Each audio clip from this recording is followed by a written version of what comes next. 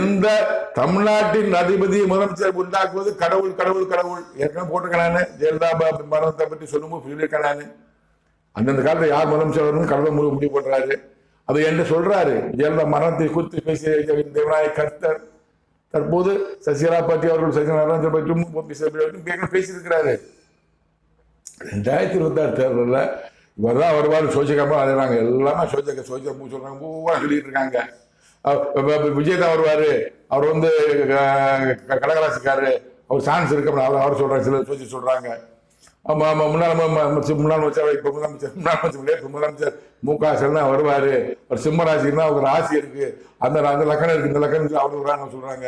கன்னிராசிக்குள்ள எடப்பாடி பழனிசாமி தான் முன்னாடி வருவாரு சில சோசி சொல்றாங்க. சூப்பரா இருக்கு, நல்லா இருக்கு, உதயநிதி முயற்சி வருவாரு சில சொல்றாங்க.